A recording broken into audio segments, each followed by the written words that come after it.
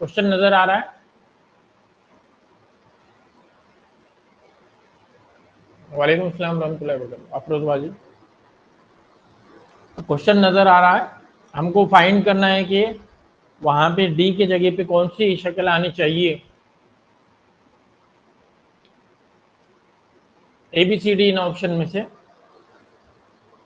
दिए गए दोनों, पहले ए और बी में क्या रिलेशन है उसके ऊपर गौर करो, और डी की जगह पे क्या आंसर आना चाहिए उसके ऊपर आंसर बनाओ।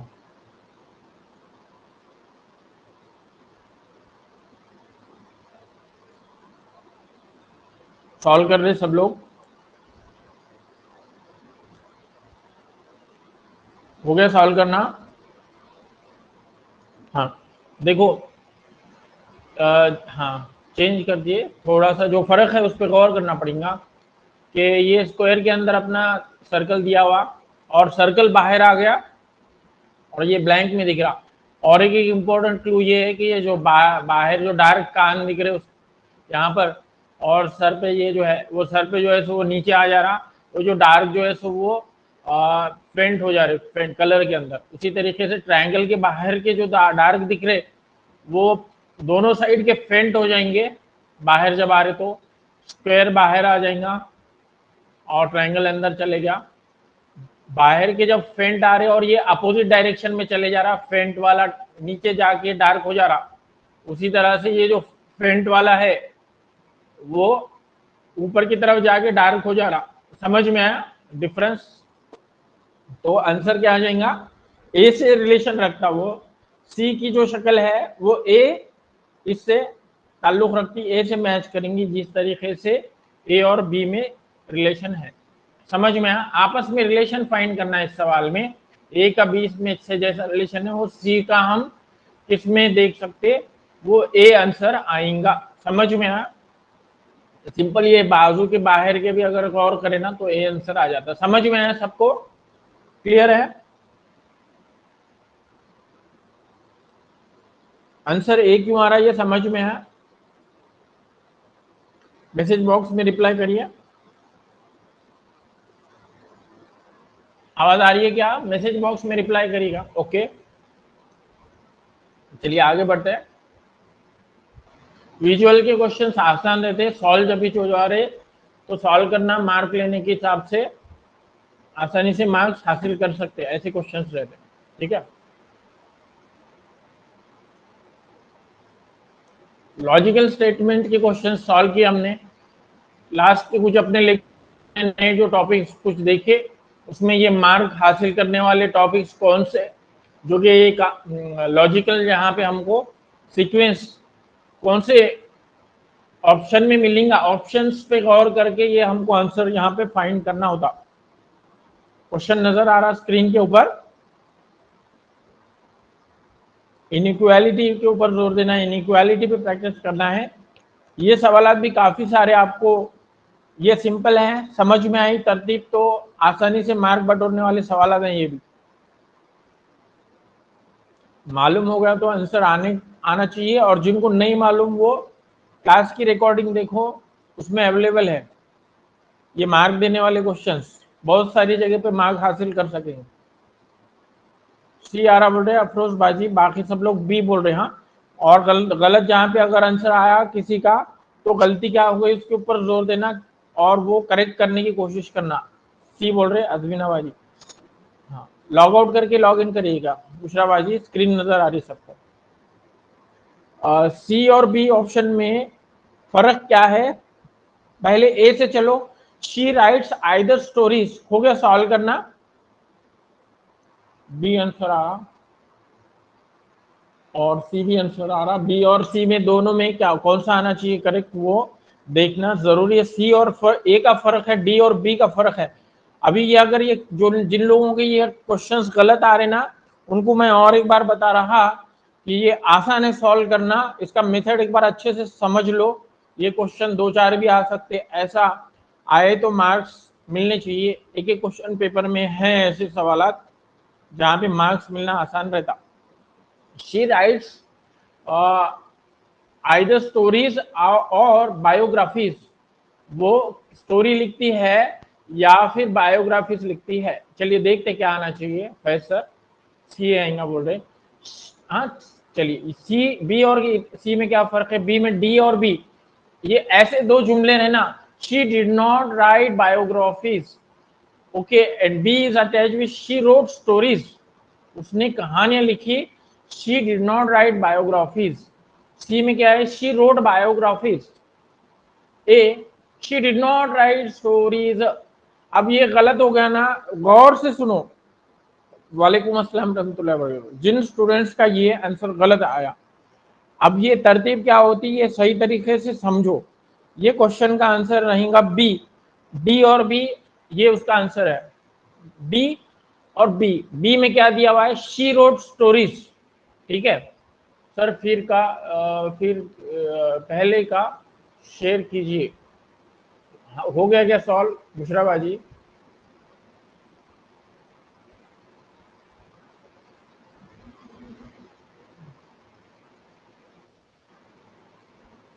अभी नजर आ रहा है क्या? हाँ, जो लोग बी आंसर बोल रहे, उसके अंदर वो पहला स्टेटमेंट अपना क्या है? बी में शी रोट स्टोरीज, पहला जो जुमला आता ना उस पर गौर करना है। जो लोग सी आंसर बोल रहे, जिनका भी सी आंसर आ रहा, वो ये गौर करो कि दो चीजें हैं यहाँ पे। कौन सी दो चीजें हैं मेरे को बताओ, मैसेज बॉक्स में लिखो।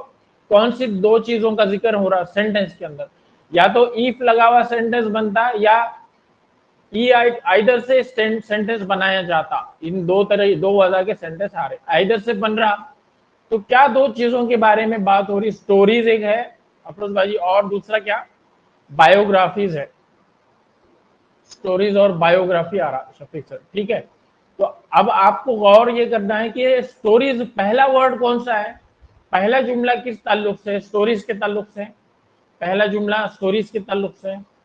डी भी उल्टा है ऑप्शन में, इसलिए कंफ्यूज हो गए। बी आएगा ऑप्शन। हाँ क्लियर हो गया फैज सर?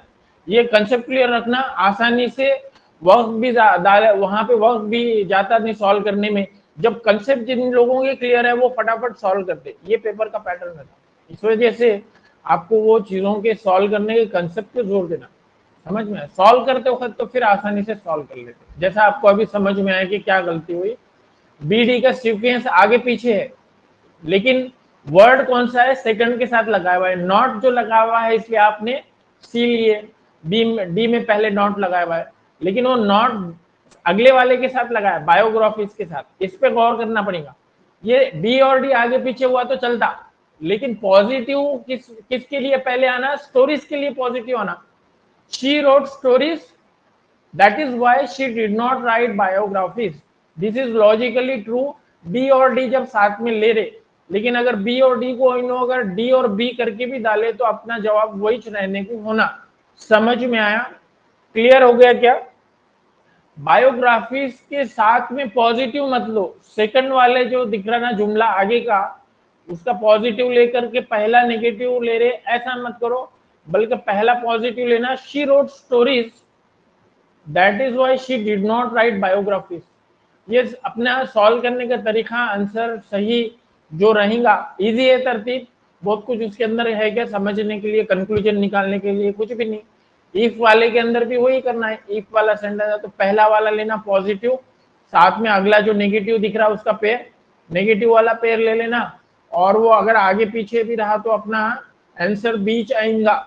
और सी में नॉट किसके साथ लगाया? उन्होंने अगले वाले के साथ लगाया, नॉट राइट बायोग्राफीज, तो वो हमको नहीं लेना है। हालांकि जब मीनिंग के ताल्लुक से अगर देखे तो she did not write stories और शी रोड बायोग्राफीज कंडीशन में फर्स्ट सेंटेंस पॉजिटिव है, तो आंसर में भी फर्स्ट पॉजिटिव लेना है। हाँ समझ में आया? बढ़िया है, क्लियर है सबको? अभी जो लिखे उन्होंने फर्स्ट सेंटेंस का पॉजिटिव के ताल्लुक से लेना, ऐसा जुमला चुनना ऑप्शन में से जो कि पहले को पॉजिटिव लेके चल रहा और दूसरे को नेगेटिव बता रहा, वो लॉजिकली हमारा आंसर माना जाएगा। अगर देखा जाए तो मायने के ताल्लुक से सी भी गलत नहीं आता, ए और डी तो आसानी से रिमूव कर सकते, ए और डी नहीं आता बोल के। लेकिन यहाँ पे हमको लेना है सही जवाब, इसको माना जाएगा कि डी और बी ये रहना चाहिए, पहला पॉजिटिव दूसरा नेगेटिव। क्लियर है सबको? जिन लोगों का सी आंसर आ रहा था उनको ये बी आंसर क्यों आना चाहिए, समझ में आया?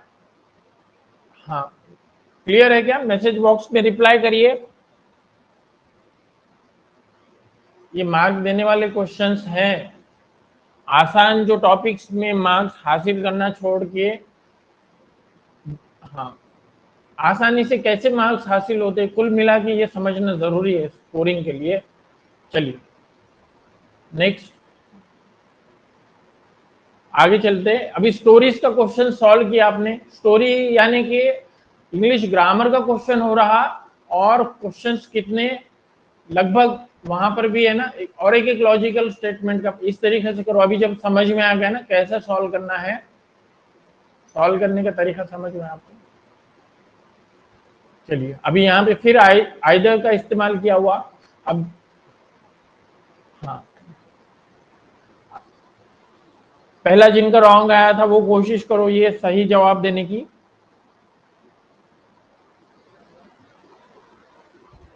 She is either a teacher और ए क्लर्क, या तो वो टीचर है या वो क्लर्क है। ऑप्शन हमको ऐसा चुनना है। पहले ही नजर चली जाना कि कहाँ पे बोला जा रहा है कि टीचर है, वो एक टीचर है, क्योंकि पहला टीचर के साथ ले लिया जा रहा। शी इज अ टीचर, अगला आएगा she is not a clerk. Option में अगर नहीं भी गौर कर रहे तो she is not a clerk because she is a teacher, she is not a clerk, she is not a clerk यहाँ डी में है। She is not a clerk because she is a teacher. समझ में आया logically? कै में है, ए और डी हमको कै में मिल रहा। ए और डी ऐसा देखो, और चाहे अगर वो डी और ए भी लिखा होगा ना तो वो भी हमारा ऑप्शन बीच रहना।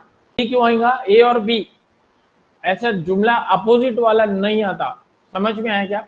मायने क्या हो रही है मेरे को बोलो। आसान सा जुमला है, वो टीचर है, बी में बोल रहा हूं वो टीचर नहीं है। एक वक्त में दो चीज हो सकती क्या? क्या हम डी को चुन सकते? क्या वो लॉजिकली सही है? क्या हम ऐसा बोल सकते कि ये इनो टीचर हैं, किसी को तारुफ करा रहे तो हम ऐसा बोलेंगे क्या ये इनो राजू है और ये इनो टीचर है, ये इनो टीचर नहीं है? ऐसा दोनों भी जुमले बोलेंगे क्या एक ही शख्स के लिए? ये भी नहीं आएगा। सिंपली आसानी से समझो कि दो ऑप्शंस आसानी से रिमूव हो जाएंगे। कौन से वाले? और जो कॉम्बिनेशन मानो सी और डी का कॉम्बिनेशन दिया, she is a clerk, she is not a clerk, ऐसा अगर दिया तो वो भी नहीं आएगा। समझ में आ रहा कैसे कैसे सॉल्व करने का तरीका हुआ इसको? क्लियर है? जो दो जुमले दिए हुए, दो वर्ड दिए हुए हैं, और टीचर को कहाँ पे पॉजिटिव लिया जा रहा है, शी इज अ टीचर। अगला अगर वो टीचर है तो आइदर का मतलब क्या होता? या तो ये टीचर हैं या क्लर्क हैं, दोनों में से एक है। तो जब अगर पक्की बात बोली जा रही कि अगर वो टीचर है तो दूसरी चीज नेगेटिव हो जाती है। हाँ, तो फिर वो क्लर्क नहीं है। तो क्लर्क नहीं है, कहाँ पे मिल रहा? डी में मिला। ए और डी आएगा। डी और ए भी अगर लिखा हुआ है तो आंसर वही चुनेंगे। समझ में आया? डी और ए बी ऑप्शन क्यों आंसर है? क्लियर है क्या सभी को? Is it clear to you?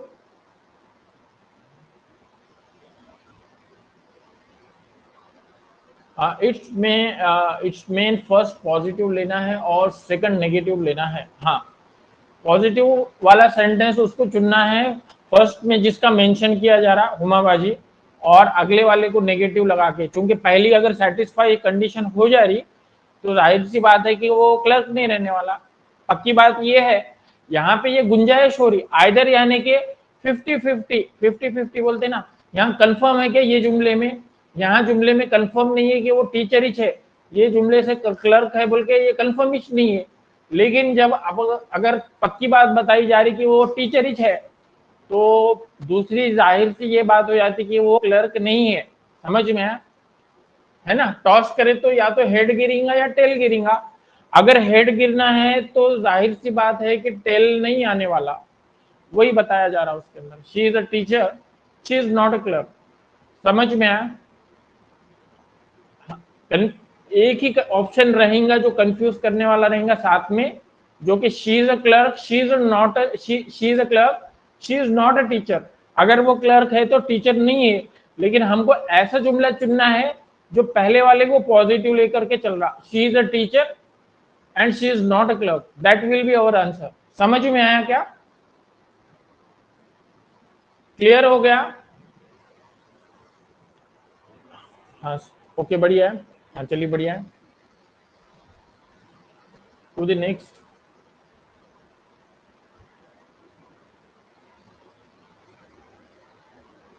Grammar के अंदर जो है, यहाँ पर देखो पजल टेस्ट में सिटिंग अरेंजमेंट के क्वेश्चन सॉल्व कर रहे, वहां पे कितना एफर्ट से टाइम को देखते हुए प्रैक्टिस करना पड़ती। कौन से?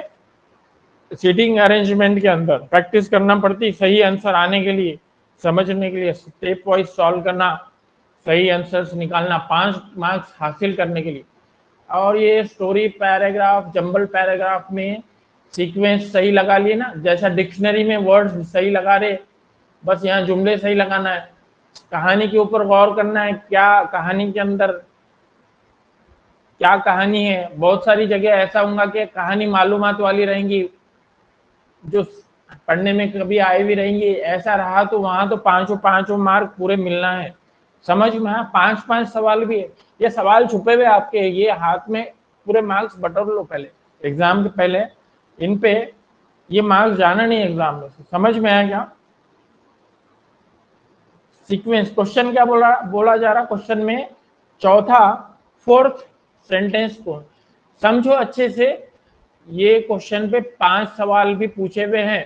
5 सवाल में क्या पूछा, पहला क्वेश्चन, पहला जुमला कौन सा, दूसरा जुमला कौन सा, स्टोरी के अंदर सॉल्व करने की तरतीब क्या है, what is the method to solve this question.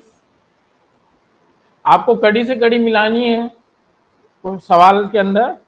समझ में आया? आंसर क्या आ रहा, फोर्थ वाला क्या आ रहा सेंटेंस, टी आ रहा, शफीक सर क्यू आ रहा बोल रहे, सॉल्व कीजिएगा।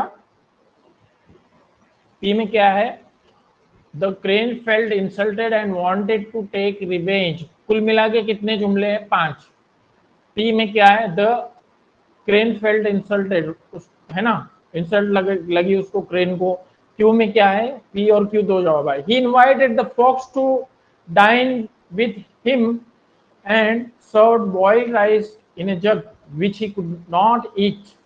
और लोमड़ी की और सारस की कहानी सबको पता है, पूरा सीक्वेंस लगा दिए। R T Q S P, P last में आएगा बोल रहे, रहेंगे नहीं रईसाबाजी। सीक्वेंस लगा रहे पूरे 5, लेकिन गलती कर दिए तो 1-2 सवाल वहां पे चले जाते।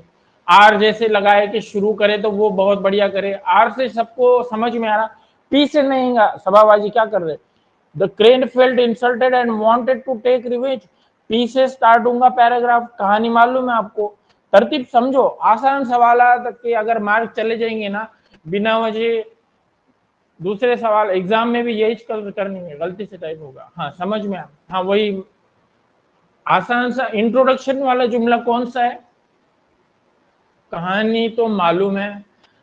कहानी कोई भी रन दो, अगर नहीं भी अगर पढ़े भी रही ना कहानी, तो पहला पहला जुमला कैसा फाइंड करेंगे, अगर मान लो फर्ज करोगे हमने को कहानी नहीं मालूम है और पढ़े भी नहीं है कोई भी, और कहानी आई, या फिर और दूसरा पैराग्राफ भी आ सकता, किसी पर्सन के बारे में आ सकता, कोई शख्स के बारे में, बायोग्राफी के ऊपर के सेंटेंसेस दिए हुए।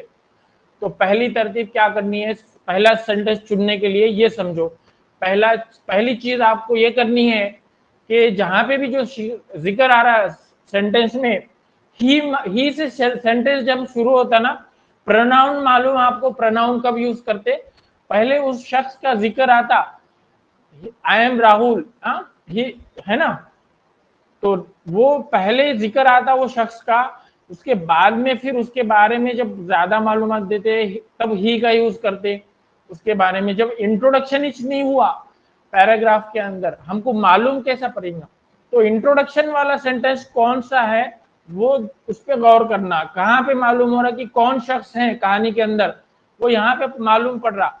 आर के अंदर, a fox and crane were friends, एक लोमड़ी और एक सारस दोनों दोस्त थे, यहां से शुरू होंगी, जैसे कि कहानी किसी को बता रहे। समझ में आया? पहला सेंटेंस क्या आएगा,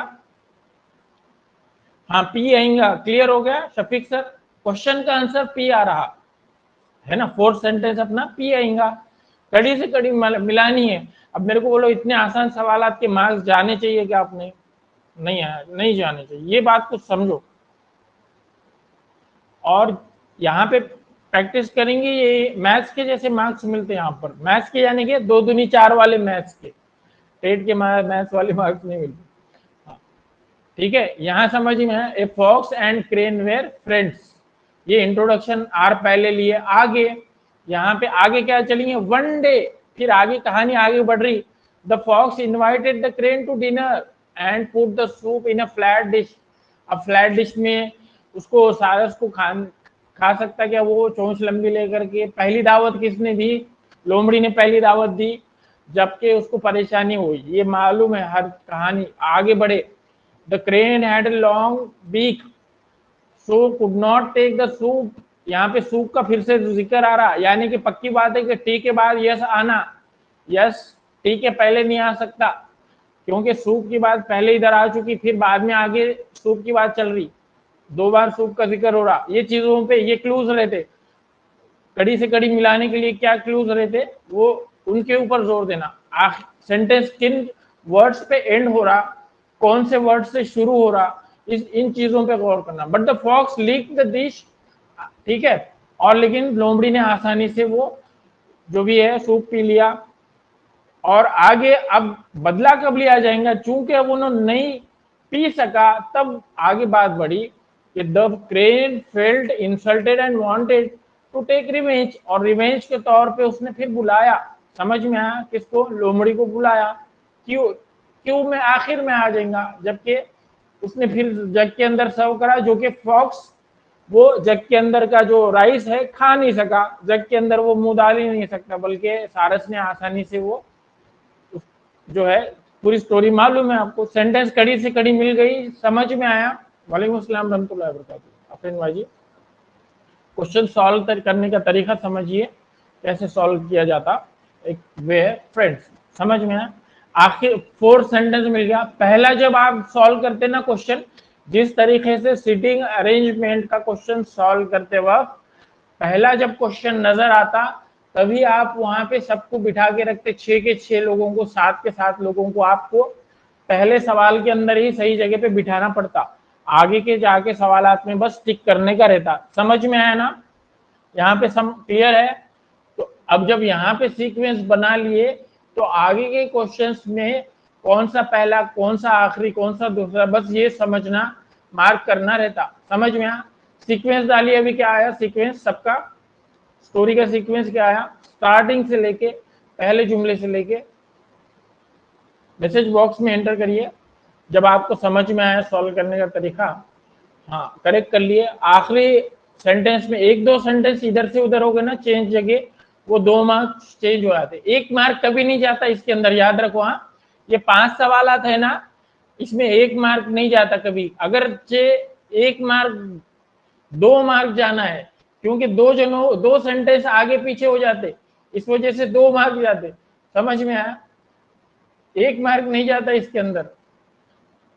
आप ऐसा नहीं होता कि अगर यस आपने चौथी जगह पे लिए ना, समझ में आ रहा, अगर पी वो चौथी जगह पे है, क्यू लास्ट में है, तो क्यू अगर चौथी जगह पे लिए ना, तो पी 5वीं जगह पे, यानी कि पी वाला सवाल भी गलत करे और क्यू वाला भी गलत करे, इस वजह से 2 मार्क जाते एक गलती पे। समझ में आया, क्लियर है।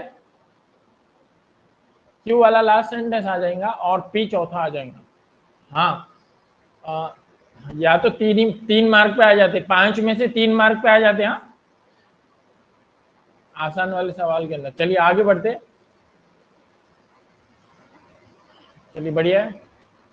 अभी 5th सेंटेंस कौन सा है, आखिरी ऑप्शंस में क्या आएगा, यानी कि तरतीब तो लगा दिया आपने, आखिरी सेंटेंस क्या आएगा, क्यू।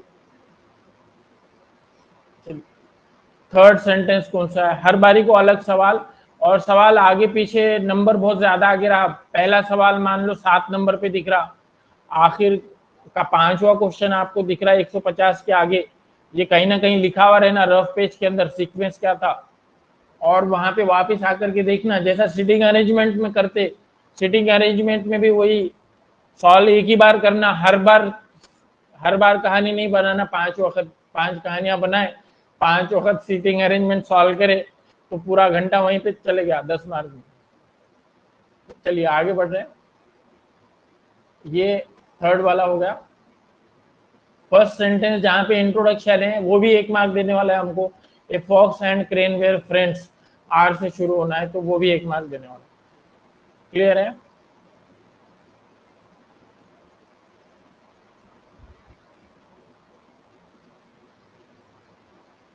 चलिए बढ़िया है, आगे बढ़ते हैं।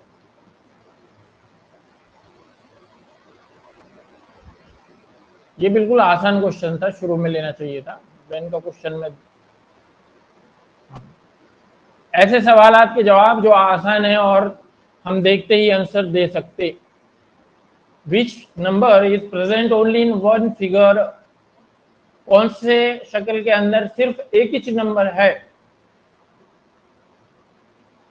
तो कौन सा नंबर है वो, है ना? विच नंबर, नंबर के बारे में पूछ रहा है, कौन सा नंबर है? 5 है ना, स्क्वायर के अंदर आ रहा, सिर्फ एक ही शक्ल है, कुछ साइंस नहीं है उसके अंदर। एक क्यों आ रहा निदाबाजी? एक जो है सर्कल के अंदर भी है, स्क्वायर के अंदर भी है। करेक्ट करो। 5 जो नंबर दिख रहा ना वो स्क्वायर में है। समझ में आया एक जो आंसर आ रहा जिनका? क्लियर है क्या? एक आंसर वाले करेक्ट कर लिए, समझ में आ गया? दोनों शक्ल में दिख रहा, वो दायरे के अंदर, स्क्वायर के अंदर, बस एक ही शक्ल के अंदर जो है 5 है सिर्फ। हाँ चलिए हो गया। चलिए आगे बढ़ते। और ये सवालात सॉल्व करके वहां पे वक्त बचाने वाले सवालात रहते, सॉल्व करना।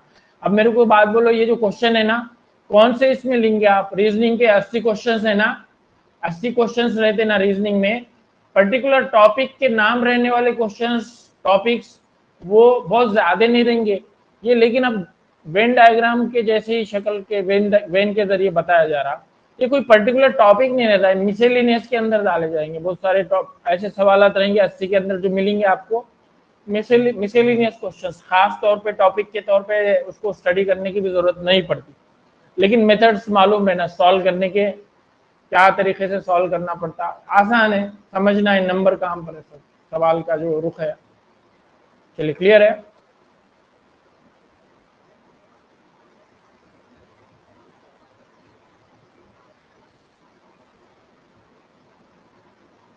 सिलोजिज्म का क्वेश्चन 3 कंक्लूजन वाले, अब 3 स्टेटमेंट भी, अभी तक 2 स्टेटमेंट वाले सॉल्व कर रहे थे, 3 स्टेटमेंट में पॉसिबिलिटी रहती कुछ भी, लेकिन हमारी कंसेप्ट क्लियर है ना। जब कंसेप्ट क्लियर है तो आपके आंसर सही आएंगे, गलत नहीं आएंगे। समझ में आया? बाकी चीज जो वक्त सॉल्व करने का वक्त जो रहता वो प्रैक्टिस से आ जाता। क्वेश्चन सॉल्व कीजिए और कौन से कंक्लूजन सही हैं, अगर एक सही है तो फर्स्ट एंड सेकंड राइट, इस तरीके से डालिए। ऑप्शंस में बस यही रहते, ऑप्शंस क्या रहते? 1 and 2 right, 2 and 3 right, all 3 are right, ऐसा, या फिर ऑल लास्ट में जो है ऑल 3 आर रॉन्ग, ऐसे ऑप्शंस बनाए हुए रहते। 2 राइट, 1 and 2 फॉलो।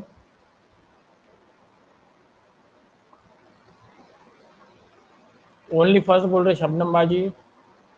2 राइट यानी कि सेकंड राइट बोल रहे क्या रिजवाना बाजी? और 1 and 2 फॉलो सबा बाजी। 1 and 2, 1 follows, 1 or 2, 1 or 2, 1 and 2 follow, 1 and 2 follow, 1 and 2 follow। Shafiq sir, solve करना हो गया सब लोगों का?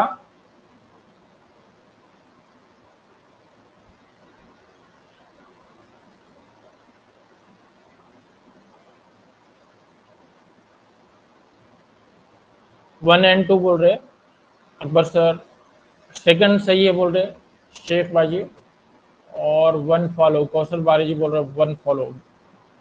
बहुत अच्छी कौशल बाजी, बढ़िया। जो बराबर जो चीज को जो इंस्ट्रक्शंस और एक्सप्लेनेशन में केयरफुली अटेंड करते और समझते और प्रैक्टिस सही जिस तरीके से बताया गया उसके ऊपर अमल करते। सिर्फ समझना जरूरी नहीं था, समझने के लिए सबको समझ में आ जाएगा कि कैसा है, क्लियर है। ओनली वन फॉलो, सॉल्व करके किए, समझ में आया। जो लोग प्रॉपरली सही तरीके से समझ रहे क्या चीज करना है क्या नहीं करना है क्लास के जरिए, उनके आंसर सही आना जरूरी है।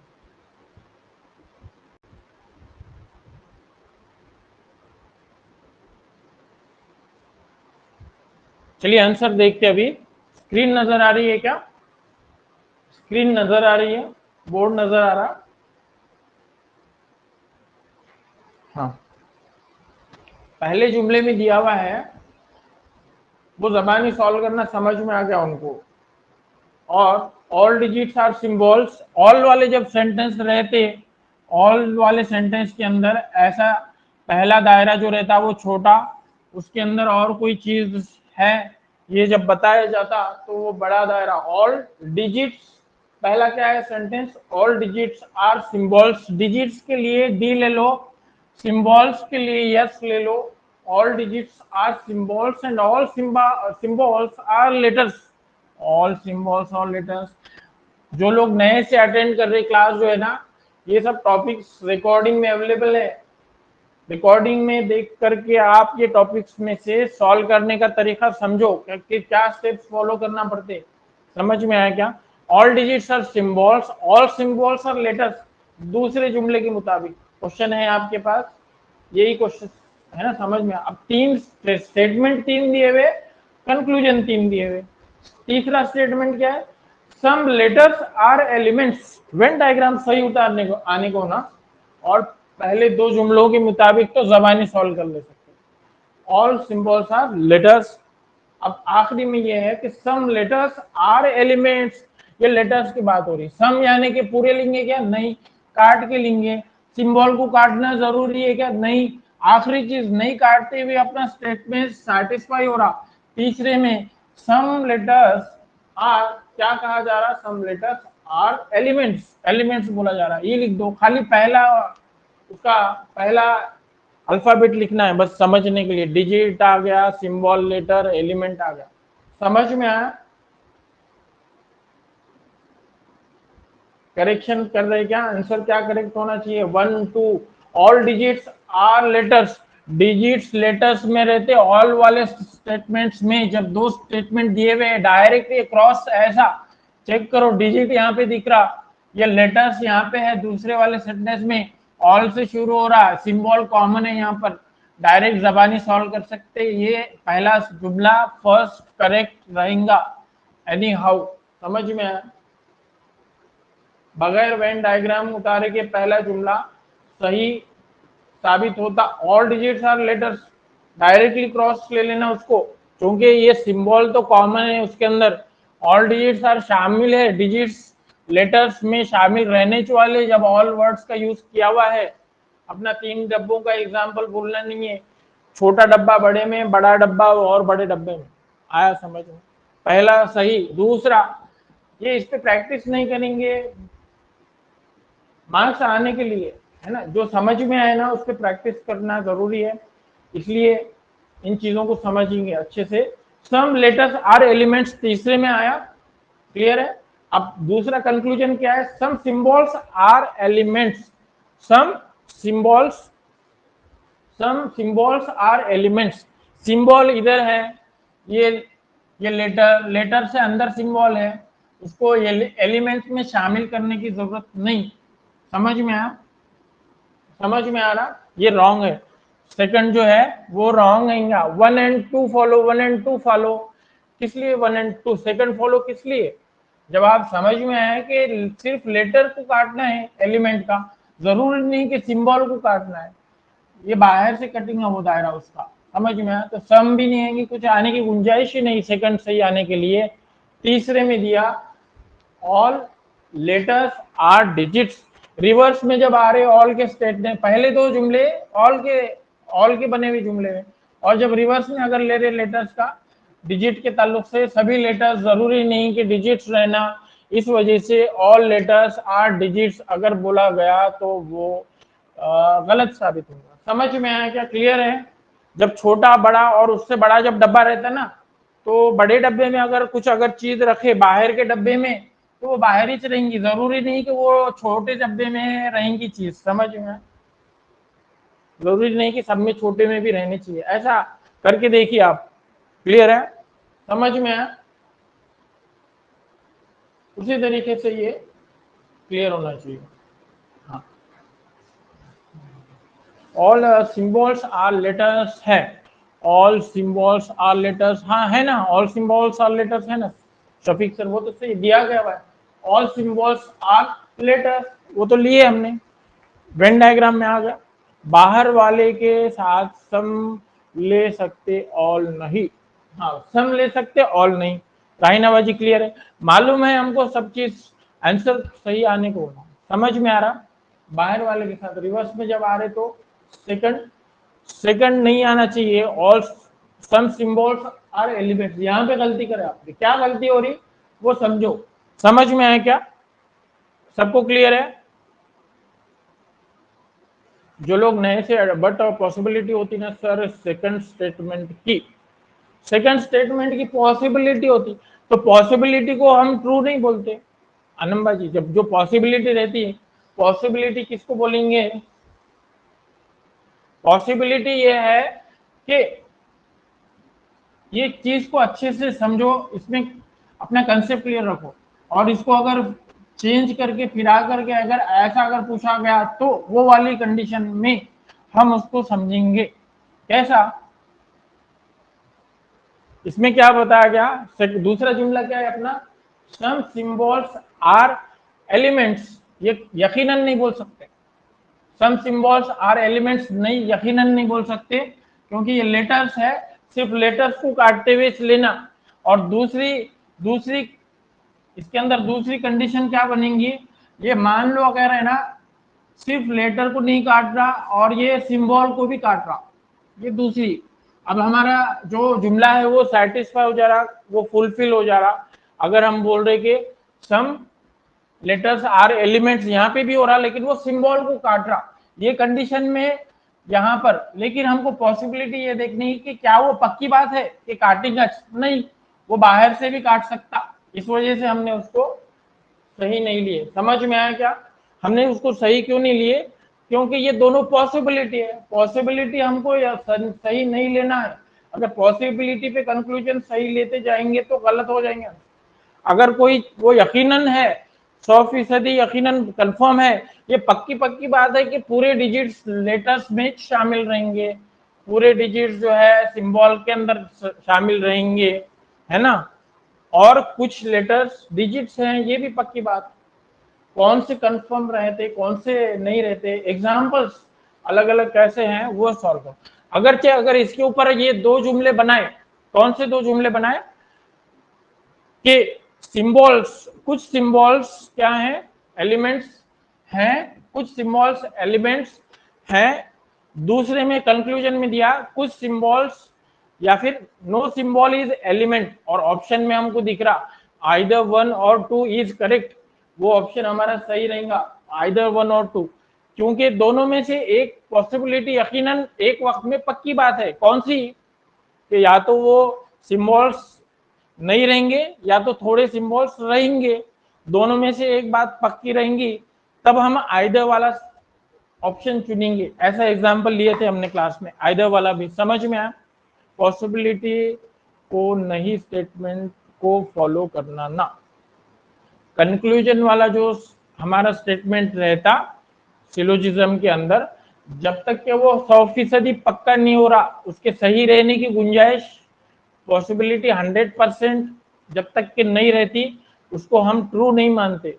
ये पक्की बात है कि ये अगर डिजिट सिंबल में है और सिंबल लेटर में है तो डेफिनेटली 100% डिजिट लेटर्स में है, इस वजह से हमने उसको ट्रू लिए। ये पक्की बात नहीं है, समझ में आया? वो वहां से भी काट सकता, इधर से भी काट सकता, पक्की बात नहीं, गुंजाइश। तो पॉसिबिलिटी को कंक्लूजन थोड़ी बोले। समझ में आया? क्लियर है क्या? ये कंसेप्ट क्लियर रहना चाहिए। अब जो लोगों का ये क्वेश्चन गलत आया उस पर जोर दो रिवीजन करो सिलोजिज्म के और ऊपर और जोर दो। चलिए क्वेश्चंस और सॉल्व करते, प्रैक्टिस करना जरूरी है।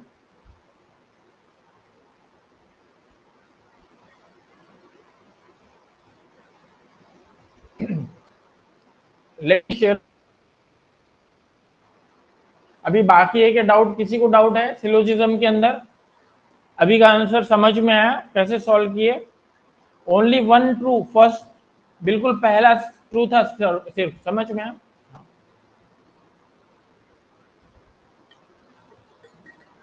हाँ, अभी क्या करना है, तो सिलोजिज्म के जो अलग अलग एग्जाम्पल रहते हैं ना, जहां पर स्टेटमेंट के अंदर दोनों भी ऑल दिखते और जहां पे दोनों भी सम दिखते, उसके बाद में एक ऑल का स्टेटमेंट दूसरा सम का स्टेटमेंट, ऐसा कॉम्बिनेशन करके आंसर किस तरीके से आते इस पे गौर करो, समझ में आया? तो बेहतर क्लैरिटी आएगी।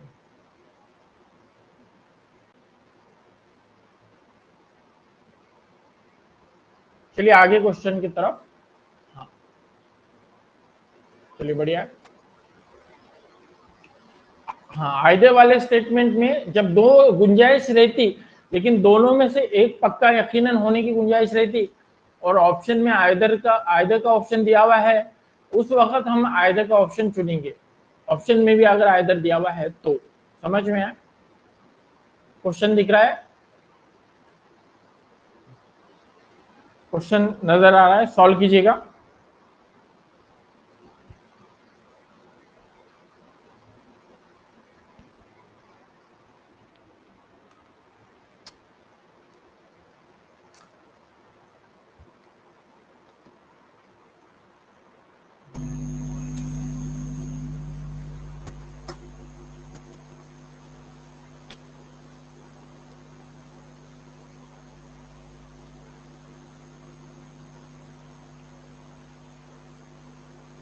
आखिर में सवाल में क्या पूछा जा रहा? How many sons do H have?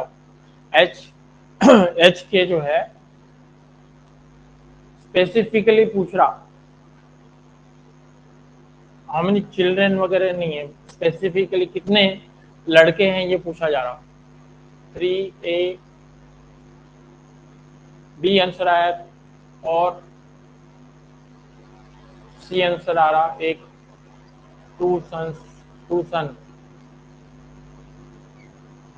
D और डी आर अकबर सर का दो लड़के हैं। ए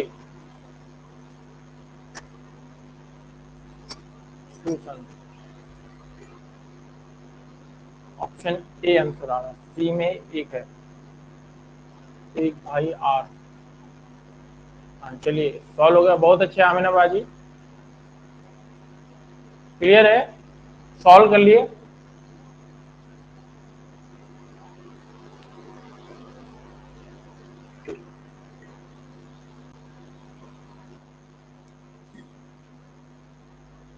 चलिए हो गया सॉल्व करना, सॉल्व करते। सी बोल रहे आंसर 1 में कंफ्यूजन है, आर का जेंडर बताया नहीं है इसलिए डी ऑप्शन लेंगे। बहुत अच्छे आजमीन आबादी, समझ में आया क्या क्या बोल रहे हो उन्होंने? आर भी उनका लड़का बताया जा रहा, आर दोनों बाकी भाई बहन हो रहे, एक ही जनरेशन में चल रहे, ब्रदर सिस्टर। और फिर आर कहाँ पर है, आर के बारे में बात हो रही, और इनकी वालिदा कौन है? P is mother. यहाँ तक एक ही जनरेशन में ब्रदर सिस्टर, आर का टी एम तीनों एक लाइन में आ गए। बाद में मदर जो है पी मदर हो रही, P is mother and P is mother of M, यानी कि तीनों की पी जो है वालिदा हो गई, और wife of H, wife of H यानी कि एच का जेंडर पता चल जा रहा, एच फादर हुआ, लेकिन एम और टी का जेंडर बताया गया। हमको कंफर्म बोलने के लिए आर भी जब है उनका, आर भी उनका बच्चा है, या सन भी हो सकता है या डॉटर भी हो सकता है, समझ में आया? तो टी अगर आर की बहन है तो जरूरी नहीं कि आर जो है वो भाई च रहना, आर बहन भी हो सकती भाई भी हो सकता, जब तक कि हमको स्पेसिफिक मेंशन नहीं किया हुआ है जेंडर क्या है। यहाँ पे सिर्फ एम का पता चल रहा, M is brother of T, और टी डॉटर है, एम ब्रदर है, और टी किसकी है? बहन आर की। लेकिन आर ब्रदर है या सिस्टर है, या आर जो है उसमें से हम ये अंदाज नहीं लगा सकते कि आर हम सन बोलेंगे या डॉटर बोलेंगे, ये मायने निकालना पड़ते। इस वजह से हम ये गिनती नहीं कर सकते कि कितने लड़के हैं, तो डी आंसर आ जाएगा। समझ में आया? बोर्ड पे उतारने की जरूरत है। Is it clear to you? Data inadequate है। डेटा हमको कौन सा रहना चाहिए था और ज्यादा मालूमात कि आर का जेंडर पता होना चाहिए। अगर ये सवालात कि अगर आप आंसर्स गलत आ रहे तो एग्जाम तक ये टॉपिक्स को फोकस में रखो कि ये टॉपिक्स अच्छे करना है, सिलोजिज्म के, ब्लड रिलेशन के। कल के क्लास में यही चीजों पे जोर दिया गया। ये कंफर्म चीजें, स्कोरिंग का रास्ता यहाँ से होके जाता, बिना वजह इधर उधर नई सौ टॉपिक्स में जा करके जो आने की गुंजाइश नहीं है वहां पे जाके वक्त जाया करना, ये फायदे की चीज नहीं है। समझ में आ रही? और जो स्टूडेंट्स सही तरीके से फॉलो करते हैं उनके स्कोर्स जरूर आएंगे। सर अब क्लियर हुआ? हाँ इजी है सर, बोर्ड की नीड नहीं है, सबको क्लियर है, इजी है। ये एक जनरेशन में आ रहे, जब हमको आंसर मालूम पड़ जाता तो इजी भी नजर आ जाता और सवाल के आंसर्स भी उसी तरीके से आने को ना। समझ में आया? इन चीजों पे जोर दो। But one boy is clearly mention, one boy is clearly mention, ठीक है फराबाजी, लेकिन आर भी तो है, या तो लड़का हो सकता है या लड़की हो सकती है, आर भी तो बच्चा है, ये तो दिया हुआ है। और वो सवाल का रुख उधर ही है, आर का जेंडर नहीं बताना, यानी कि डेटा इनएडिक्वेट है कंफर्म कहने के लिए कि कितने लड़के हैं। और उससे आगे भी इंपॉर्टेंट रीजनिंग क्या है, ब्लड रिलेशन में जब देखते ना और रिलेशन बताया जाता है कि वाहिद लड़का है या वाहिद लड़की है, यानी कि एक कुलता है, ओनली ओनली वर्ड यूज करने की जरूरत पड़ती। एक एक कुलता अगर है बताना है तो ओनली डॉटर, ओनली सन, इससे साबित होता कि एक ही है। अब यहाँ पे दो भी रहने के बावजूद भी अगर हम बोलेंगे दो ही है और बाकी जिक्र नहीं होगा यहाँ पे, तो रीजनिंग है ना, आखिर आखिर ये रीजनिंग है। फिलहाल के लिए आंसर के लिए ये तो समझ में आ रहा कि आर तो बताया हुआ नहीं है, आर का जेंडर तो नहीं मालूम है, तो यहाँ पे सीधा सीधा आंसर तो डी लेना, ये तो समझ में आ रहा ना। ए ले सकते तो तीन, तीन का तो सवाल ही नहीं। सन बोला जा रहा, ये लफ्ज पे, वर्ड्स पे गौर करना है। रीजनिंग यही चीज है और दूसरा कुछ नहीं। समझ में आया क्या? अगर आप सही तरीके से सवाल समझ सके तो डायग्राम उतार सकेंगे। One boy is clearly mention. समझ में आया? क्वेश्चन समझ में आया क्या? जो स्टूडेंट्स को सॉल्व करने का तरीका नहीं मालूम है ना, वो रिकॉर्डिंग को फॉलो करो। रिकॉर्डिंग से आपको काफी हेल्प हो जाएंगी, कैसे सॉल्व करना है, कैसा डायग्राम उतारना। एम को, हाँ, एम इज ब्रदर बोले तो एम के पास प्लस साइन ले लेना, टी इज सिस्टर बोले तो वहां पे माइनस डालना, और मदर बोले तो पी को ऊपर के जनरेशन में लेना, इन दोनों से। समझ में है? ऐसे सॉल्व करके फिर फाइंड करना क्या सवाल में पूछा जा रहा। ओके, चलिए आगे बढ़ते। प्रैक्टिस लगती है इन चीजों को। अगर क्वेश्चंस पढ़ ले तो डायग्राम की भी नीड नहीं थी इस क्वेश्चन में। अब ये समझने के बाद आ रहा, ये कब आ रहा उमाबाजी? ये प्रैक्टिस के बाद आता समझ में, ठीक है? इसलिए आप सॉल्व करो, ऐसा मत समझो कि अभी हमने सॉल्व करे तो टॉपिक मालूम हो गया हमको। समझ में? इस पे, इन चीजों पे जोर देने की वजह ये कि मार्क्स यहाँ से हो करके जाना है, मार्क्स यहीं पे मिलने हैं। सिर्फ समझना काफी नहीं है रीजनिंग में, समझना काफी नहीं है और प्रैक्टिस जरूरी होती। चलिए,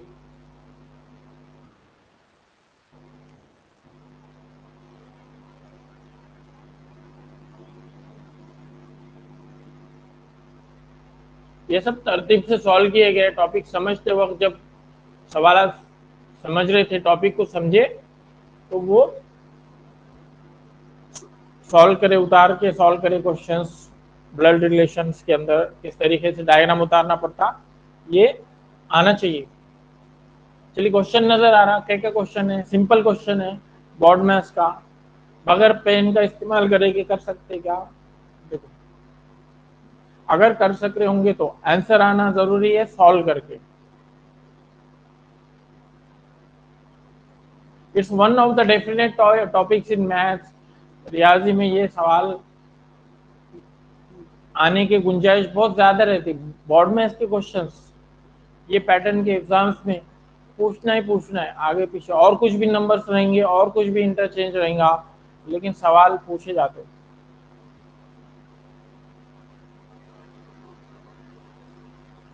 ए बी और सी अलग अलग जवाब आ रहे। सॉल्व करने का मेथड सबको मालूम है क्या? सबको मालूम है क्या सॉल्व करने का? नंबर बहुत बड़े मुश्किल नंबर है, 7 5 6, ए बी सी आंसर अलग अलग आ रहे।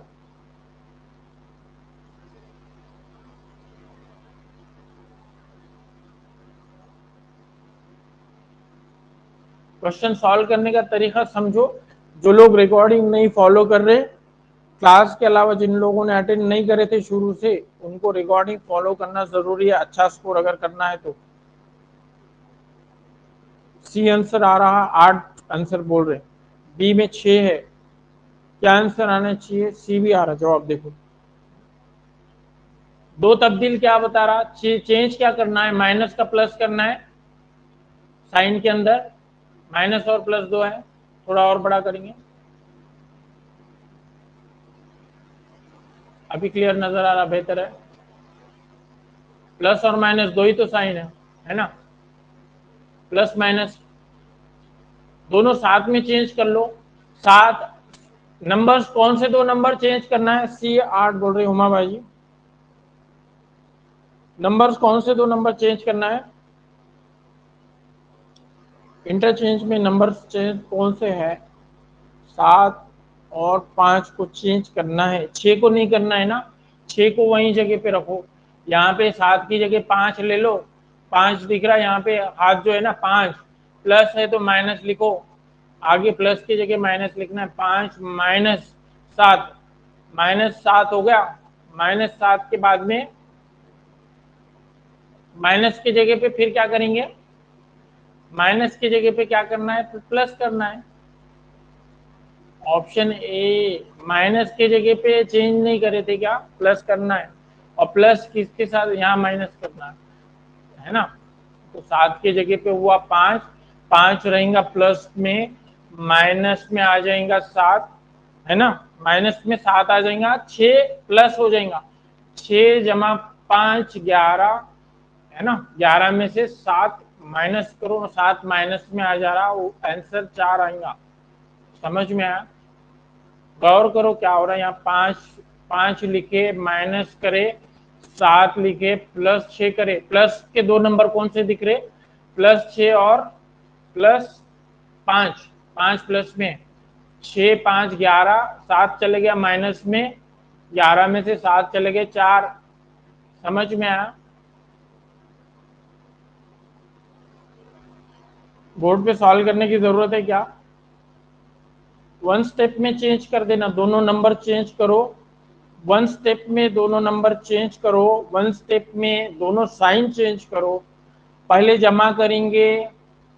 हाँ, अब मेरे को बोलो कोई मुश्किल क्वेश्चन है क्या जी? क्या ये बहुत बड़ा मुश्किल क्वेश्चन दिख रहा? अब जो है ना, ये सवालात को टेकन ग्रांटेड बोलते हैं, इसको टेकन ग्रांटेड, यानी कि आप जहनी तौर पे समझ के चल रहे, ये सवालात हम गलत करने वाले नहीं है एग्जाम में। एग्जाम में सिलोजिज्म के आंसर गलत आ रहे हैं, मैथ्स में प्लस माइनस करने के आंसर गलत आ रहे हैं, और एग्जाम मुश्किल है नाम से वो सिटिंग अरेंजमेंट की तरफ ही भाग रहे ना, ये मार्क मिलने वाले ना वो मार्क मिलने वाले, ऐसी कंडीशन से बचो। समझ में आई बात? आपको जो बात बताना चाह रहा हूँ, जो पक्का मालूम है ना ये टॉपिक्स आने वाले हैं, उन पे प्रैक्टिस करो कि ये मार्क नहीं जाना हासिल। आप जो है ना टेकन ग्रांटेड, यानी कि आपके जहन में आप ये जो समझ के जो चलते कि ये तो मालूम होगा ये आंसर आने वाले हैं, जब तक के प्रैक्टिस करते नहीं तो वो पक्के नहीं होते मार्क्स। और एग्जाम होने के बाद में पता चलता रहे ये ऑप्शन रहना चाहिए था, हमने ये गलती, आसान सवाल था, ऐसा बहुत सारों के साथ होता, उसमें ना वो मार्क मिलते ना ये कंडीशन नहीं होना। जो पक्के टॉपिक्स मालूम है उन पे ज्यादा जोर दो, जो वक्त अवेलेबल है। क्लियर है?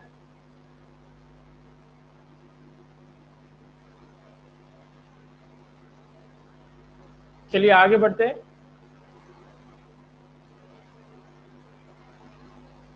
स्क्रीन नजर आ रही है?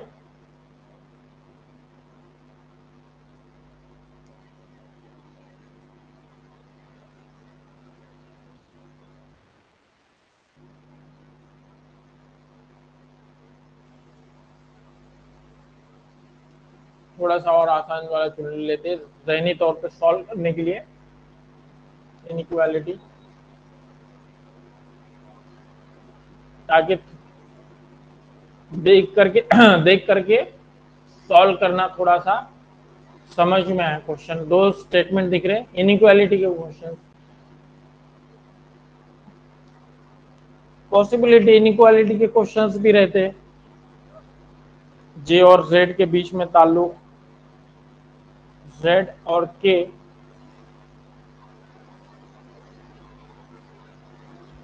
ओनली टू आंसर आ रहे, टू फॉलो, बोथ रॉन्ग बोल रहे Rahina baji, one wrong, two right,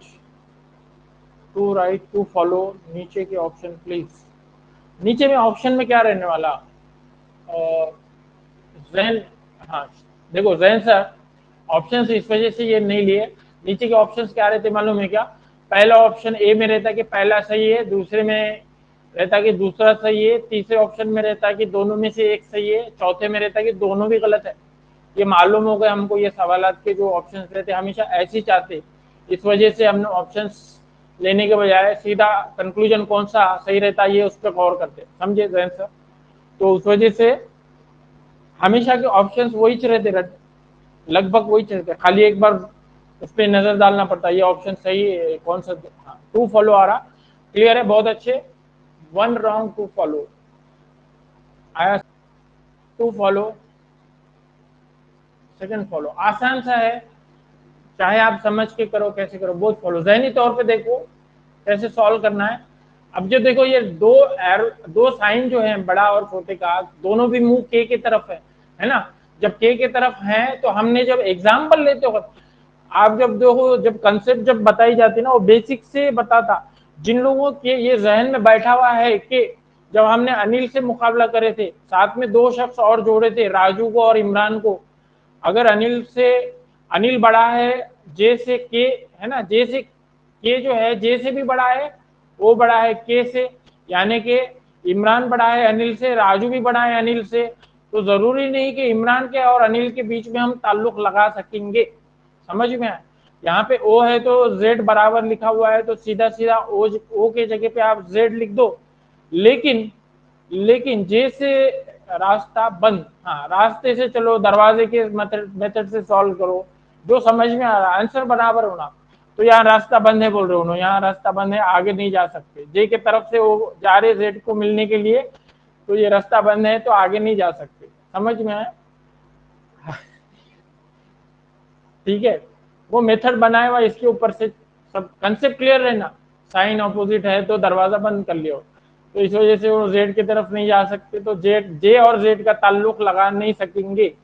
concept जिनको क्लियर है वो ये गौर करो कि के जब जे से भी बड़ा है और ओ से भी बड़ा है के, यानी कि के जो है जेड से भी बड़ा है, अगर वो कंडीशन में है ना, वो कंडीशन में हम ये आपस में दूसरे दो लोगों का ताल्लुक नहीं लगा सकते, खाली ये बोल सकते कि के बड़ा है जे से, और के बड़ा या बराबर हो सकता है जेड के, लेकिन जे और जेड का कोई मुकाबला नहीं है, क्योंकि आपस में कोई कॉमन चीज नहीं बन रही, जैसा उन्होंने बोल रहे वो साइन अपोजिट है। समझ में आया अभी जो जहनी तौर पे जो चीज समझाई वो समझ में आई क्या, जे और जेड के बीच में हम ताल्लुक ही नहीं लगा सकते कि जे बड़ा है या छोटा है जेड से, वो क्यों नहीं लगा सकते कि के बीचों बीच है और के जे से भी बड़ा है, के जो है जेड से भी बड़ा है, लेकिन हमको ये नहीं पता कि जे और जेड के बीच में कौन आपस में बड़ा छोटा है, वो थोड़ी दिया हुआ है, समझ में है, क्लियर है क्या। हाँ बढ़िया है। तो अब उसी तरीके से ओ यहाँ पे है तो सिर्फ जेड को वहां पे रिप्लेस करना है, अब जेड यहाँ पे जब रिप्लेस हो रहा तो के बड़ा है या बराबर है जेड के, जैसा कि के बड़ा है या बराबर है ओ के, उसी तरह के बड़ा है या बराबर है जेड के, तो यहाँ पे सिर्फ जो है साइन पलटा करके दिया अपोजिट डायरेक्शन में, के तरफ के को राइट में रखा तो साइन भी वैसे ही पलट जाएगा, बस इतना ही किया, यहाँ पे आसान है, जहनी तौर पे भी सॉल्व करना आसान है, इसको कुछ समझ के समझा के उतार के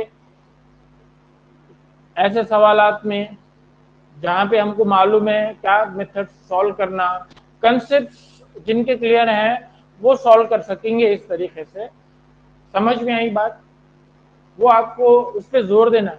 समझ में? फर्स्ट ऑप्शन गलत आएगा, सेकंड ऑप्शन जो है दैट इज ट्रू, क्योंकि सिर्फ साइन अपोजिट करके दिया हुआ है। सेकंड फॉलो आएगा। क्लियर है सबको? आंसर कैसे आया? पहला रॉन्ग आएगा और दूसरा सही आएगा। क्लियर है क्या? चलिए बढ़िया है। और प्रैक्टिस करो, जहां पे आंसर गलत आ रहे वो उनको बार बार रिवाइज करना, समझना, ये जरूरी है। ठीक है, इनइक्वालिटी का अब इस पे चलो। पहले वाला आसानी से कर लिया।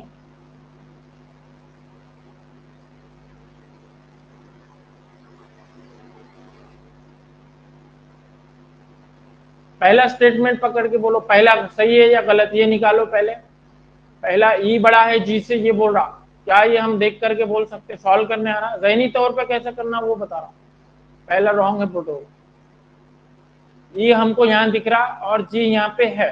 ठीक है, अब ये आर बड़ा है या बराबर, इसका मायने क्या हुआ? जब नीचे और एक लकीर लगाई हुई है उसका मतलब ये होता कि ये ई जो है आर के बराबर भी हो सकता और आर ई से बड़ा भी हो सकता। ये दो मायने निकलते। हम ये पकड़ के चलो कि ई के बराबर है, आर बराबर है ई के। अगर बराबर भी है तो जी बड़ा हो रहा ई से, और यहाँ पे उल्टा साइन दे दिया, जी बड़ा होना है ई से, तो उसको अपोजिट में ले लिया कि ई बड़ा है जी से, तो गलत हुआ। समझ में आया? पहला पहला conclusion is wrong, only two follow बोल रहे। ए बड़ा छोटा है या बराबर है एस के, सीधा सीधा ऐसे चलना। देखो इस तरीके के कंक्लूजन में, स्टेटमेंट में, कहां पर यस बड़ा है या बराबर है टी के, टी बड़ा है या बराबर ए के, यानी कि सीधा सीधा टी हटा दो। अगरचे ए अगर बराबर है टी के भी, अगर बराबर भी है तो ए वहां पे रख सकते सीधा सीधा। ए अगर बराबर भी रहा तो टी के जगह पे ए रख दो और वो हो जाएगा यस से छोटा है या बराबर है, यानी कि ए छोटा है या बराबर है एस के। ज़हनी तौर पे सॉल्व करना, कुछ भी उतारने लिखने करने की जरूरत नहीं पड़ती। जब समझ में आया होगा सही तरीके से सॉल्व करने का तरीका, कंपैरिजन में, ऐसे स्टेटमेंट्स में, ये ऐसे सवाल में सॉल्व कर ले सकते। ए के पास एस जा सकता, ए के पास बिल्कुल जा सकता, एस ए के पास है ना, क्योंकि टी बीच में है ना, और एक रूप में एक डायरेक्शन में चल रहा। मायने क्या होते जा रहे समझ में आ रहा? मायने पे गौर करो। एस बड़ा है या बराबर है टी के, टी बड़ा है या बराबर है ए के। समझ में आया? इस वजह से अगरचे हमने ए भी अगर बराबर भी मान लिए टी के, तो भी एस बड़ा है या बराबर है ए के, जो कि 2 में बताया जा रहा। समझ में आया? ये सब मेरे, हाँ हाँ चलिए बढ़िया, बहुत अच्छे रुकैया बाजी। सही आंसर आए तो क्लियर हो गया। अभी इनइक्वालिटी में कैसे सॉल्व करना समझ में आया? रुकैया बाजी क्लियर है क्या? इनइक्वालिटी के क्वेश्चंस कैसे सॉल्व करना? हाँ, पहले वाले में क्या था? ये जो साइन है जी बड़ा है आर के, क्या भी उतना कुछ उसको थ्योरी पढ़ने की जरूरत नहीं है। जी बड़ा है आर के, आर बड़ा है या बराबर है ई के। अब ई बड़ा है जी के अपोजिट में लिया, जबकि जी अगर अपोजिट साइन अगर कर दिए इसको, इधर इधर अगर जी के तरफ बड़ा मुंह कर दिया और ये छोटा कर दिए, तो क्या ये सही रहेगा? पहला वाला कंक्लूजन, अगर जी बड़ा है ई के बोले तो क्या वो सही रहेगा? फर्स्ट स्टेटमेंट में फर्स्ट कंक्लूजन जो है वो सही हो जाएगा। क्यों क्यों सही हो जाएगा? कि यहाँ पे सिर्फ गौर करना है, ई अगर हमने बराबर भी लिए आर के, यहाँ पे बराबर ले लो, क्यों तो बड़ा है या बराबर है, बराबर मान लो आर के, तो जी बड़ा हो गया ई के। जी अगर ई के बड़ा है तो पहला तो रॉन्ग हो जा रहा। ओनली टू इज, सबको समझ में आया?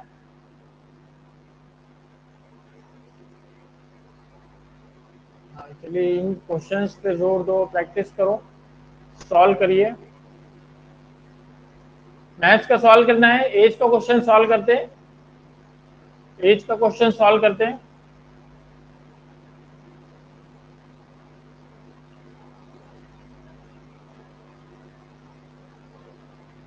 एज का क्वेश्चन सॉल्व करना है क्या?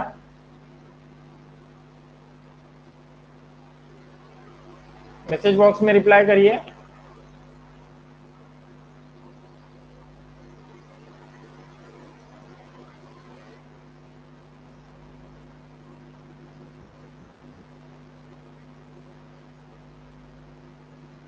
हाँ चलिए, अभी सी और डी ऑप्शन नहीं है। सी और डी इसमें ए और बी में से आंसर आने को ना, जरूरी ये है कि आपको सॉल्व करने का तरीका आना, कैसे सॉल्व करना। 8 लेना चाहिए या 6 लेना चाहिए? सवाल में क्या पूछा जा रहा, the age of father is 7 times his son's age. वालिद की उम्र बच्चे की उम्र से 7 गुना है ना। After 4 years sum of their ages, 4 साल के बाद जो दोनों की जमा 56 है। What is the present age of the son, आज की बच्चे की उम्र कितनी है? सॉल्व करके आया क्या, ये बताइए आंसर। शफीक सर, दो जो ऑप्शन है।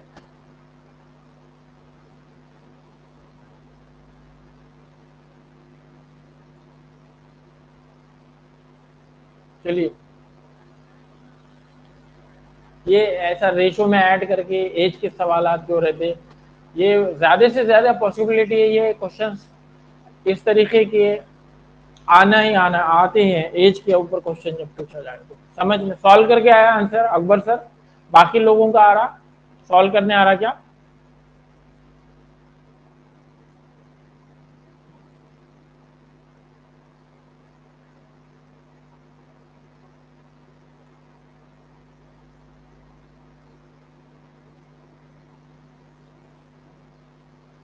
एट आंसर आ रहा बोल रहे हैं, बी आंसर आ रहा साफिया बाजी। हाँ, चलिए बहुत अच्छे। ये सवाल सॉल्व करने का कैसा तरीका समझो और इस पे जोर दो। Age of father is 7 times that of his son, solve करना है, कोशिश करना हो गया। कम से कम लिखा पड़ी, मार्क्स ज्यादा से ज्यादा लिखा पड़ी, मार्क्स कम। चलिए, the age of a father, लेकिन आंसर आना जरूरी है सर। एज की और क्वेश्चंस लीजिए, अभी और क्वेश्चंस सीख लेते है ना, और प्रैक्टिस करते हैं, ठीक है। Age of a father is 7 times his son's age, age के ऊपर लेंगे और बाकी दूसरे टॉपिक्स के आसान सवाल के मार्क्स जाने नहीं होना इन। हाँ तरीके, चलिए समझते सॉल्व करें। ऑप्शन लो। आठ क्या है, फाइंड क्या करना है? एज किसकी फाइंड करना है, वालिद की फाइंड करना है या बच्चे की फाइंड करना है? सन की, सन की एज पूछ रहा, आज की एज पूछ रहा, प्रेजेंट एज ऑफ सन पूछ रहा। अगरचे मान लो 8 ले लिए, अगरचे आज एज जो है उम्र बच्चे बच्चे की 8 है, तो 8 की 7 गुना एज वालिद की रहना, ये दिया हुआ है ना जुमले में। Father is 7 times is son's age, 7 गुना उम्र कितनी हो गई वालिद की? 7, 7 गुना करेंगे तो कितना हुआ?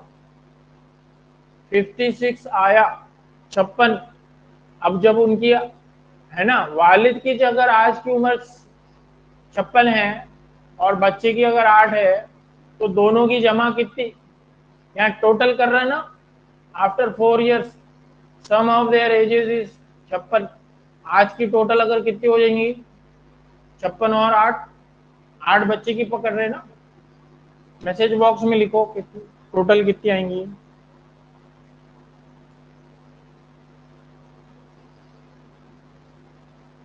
64 बोल रहे।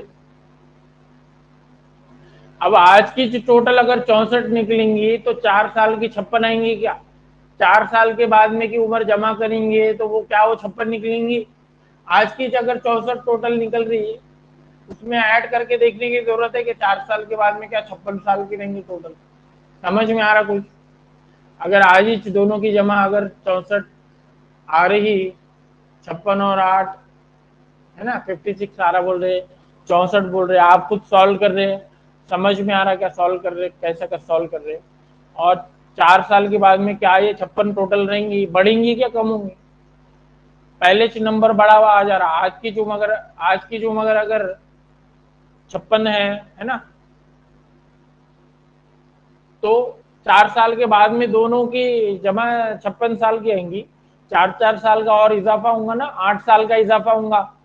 4-4 साल में वालिद की उम्र 4 साल से ज्यादा रहेंगी, बच्चे की उम्र 4 साल से ज्यादा रहेंगी, दोनों का मिला के 8 साल का इजाफा होगा। किस में मिलाना पड़ेगा? 64 में मिलाना पड़ेगा। 56 और 8 भी ये जमा करे तो 64 आया। फिर आगे जा रहा ना वो नंबर, वो 4 साल के बाद का 56 आने को ना। समझ में आ रहा क्या? ये ऑप्शन रहेगा क्या? ये मैच होने को ना, उसके अंदर ऑप्शन में देखिए मैच हो रहा है, देखिए आंसर ले लिए, नहीं आ रहा तो रॉन्ग कर दिए। समझ में आया? नहीं समझ में आया? बाकी लोगों को समझ में आया? शफीक सर समझ में आया क्या? 8 क्यों नहीं आएगा, समझ में आया क्या? हाँ बहुत अच्छे आफरीन बाजी। यहाँ पे क्या करे, बच्चे की उम्र फर्ज करो मान लो 8 है। अब समझो जिनको नहीं समझ में आ रहा सॉल्व करने का तरीका, वो गौर करो। पहले 8 ऑप्शन लिए थे, 8 पे से देखिए कि क्या अगर बच्चे की उम्र 8 ले सकते क्या, ये चेक कर रहे क्या अपना आंसर 8 रह सकता क्या, ये जहनी तौर पे जबानी तुरंत चेक कर ले रहे। बना के इक्वेशन बनाएंगे, एक्स कंसिडर करेंगे, वालिद की उम्र जरब करेंगे साथ, वो 2-4 मिनट वेस्ट करेंगे वहां पर, वो दूसरे सवालात का वक्त चला जाता। तुरंत ऑप्शन पे से देख लो, बच्चे की उम्र 8 अगर कंसिडर करे तो 7 गुना वालिद की उम्र करना पड़ेगी, 8 साथ 56 हो जाता। 56 में फिर आगे जमा करना है बोल रहा हूँ। समझ में आएगा? 56 में 8 जमा करे तो 64 आ जा रहा। अब आगे 4 साल के बाद की उम्र जो है वो 8 है ना, दोनों की 4-4 साल से बड़ी, यानी कि कुल मिला के 8 साल से बड़ी दोनों की उम्र। 4 साल के बाद में है ना, वालिद की 4 साल से बढ़ेंगी, बच्चे की 4 साल से बड़ी, तो छप छप है ना। 56 में 4 साल मिलाए 60, और 8 साल में 4 साल मिलाए 12, 60 और 12 मिला के हुआ 72। ये कहाँ 4 साल की उम्र की बात की आ रही, वो टोटल वो 72 आ रही। 56 आने को ना, हमको वही समझ में आना ना कि 64 जब निकल रहा ना, तो आगे ऐड करने की, जमा करने की जरूरत नहीं है। आया समझ में? 8 नहीं आता, देखो 6 कैसा आएगा, देखो अभी 6 सत्ते कितना हुआ, 6 अगर मान लो बच्चे की उम्र 6 अगर कंसीडर करते हैं, 6 सत्ते 42, 42 में अब दोनों की उम्र आज की टोटल कर रहे अफरोज बाजी, बच्चे की उम्र आज की 6, सपोज फर्ज करे कि 6 है आज की उम्र, वालिद की उम्र कितनी रहेंगी, जवाब दीजिए। वालिद की उम्र आज की कितनी रहेंगी, कितने गुना है बोला? Current age of son is, current age of son is 10, how come? This is 6, ये 6 है, 6 से 7 को मल्टीप्लाई करेंगे शेख बाजी, सेंटेंस में जो दिया हुआ है ना, ये 6 बच्चे की उम्र फाइंड करनी है ना। बच्चे की 4 साल के बाद की 10 है बोल रहे ना, हाँ बच्चे की 4 साल के बाद 10 हो जाएंगे, इस तरीके से बोल रहे, सही है। अभी फिलहाल टोटल कर रहे, 6 सत्ते 42 आया, 42 वालिद की उम्र आज की हो गई, 4 साल के बाद की वालिद की उम्र कितनी आएंगी अफरोज बाजी? आज अगर 42 अगर है तो 4 साल के बाद की उम्र कितनी, वालिद की उम्र 46। आया समझ में? हाँ। अब बच्चे की 6 आज की है तो 4 साल बाद कितनी आएंगी बच्चे की, 10 वो लिख रहे थे उन्होंने, 4 साल जमा करके 10। अब 46 और जमा 10 करो कितना आया, 46 और जमा 10 करे तो कितना आ रहा? 4 साल के बाद के दोनों की उम्र को जमा करना है ना, आ रहा 56 आया, बराबर आया, मिल गया। आंसर क्या होना, तो 6 आना क्या 8 आना? सॉल्व करके अगर एक्स की मेथड से भी निकालेंगे तो भी 6 जाएगा, 8 आ रहा होगा तो वो भी गलत। समझ में आया क्या 6 क्यों आएगा आंसर? सिंपल है, इससे सिंपल क्या आएगा, इससे सिंपल क्या आंसर है सॉल्व करने का मेथड। और यहाँ पे पहले ही रिजेक्ट कर देना ए को, क्योंकि जब समझ में आ रहा है कि वालिद की उम्र इतनी ज्यादा निकल रही, 8 ही सब 56, 56 टोटल करने के पहले, जमा करने के पहले जो 56 के निकल रहे, और फिर जमा करेंगे तो और आगे चले जाएंगे 56 के, 4 साल के वो तो मिलाई नहीं, तो वो जमा भी नहीं करते बैठे, यही 8 को काट दिए और आगे चले। अब समझ में आया 8 को इतनी जल्दी कैसा काटे, समझ में आया क्या?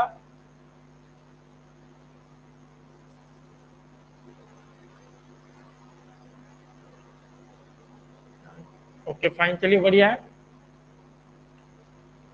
हाँ, देखो जो जो क्लास में जो जो जो टॉपिक पे जोर दिया जा रहा, और वो अगर के आंसर्स अगर जहाँ पे रॉन्ग आ रहे होंगे तो वो कंसेप्ट पे रिवाइज करो, उन पे जोर दो, सॉल्व करने का तरीका समझो, और प्रैक्टिस करना मस्ट है, समझ में। चलिए यहाँ पे क्लोज करते हैं आज का।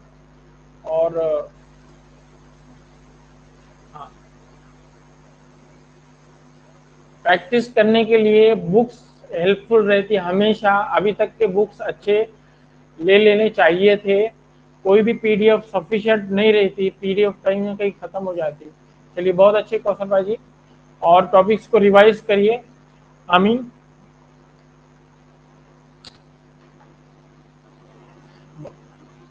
टेस्ट लेंगे अच्छा, इंशाल्लाह टेस्ट और लेंगे जल्दी, जहाँ पर लेकिन ये है, आपको प्रैक्टिस करना जरूरी है। Practice is the answer to get accuracy and speed.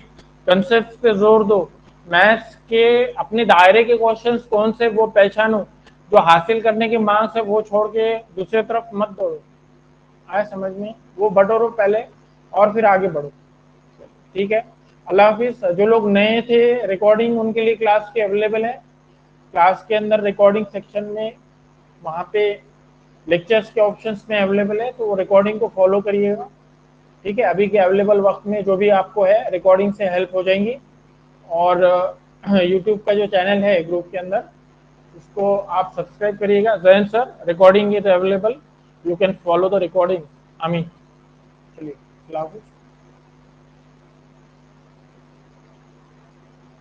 And कर रहे हैं आज की क्लास।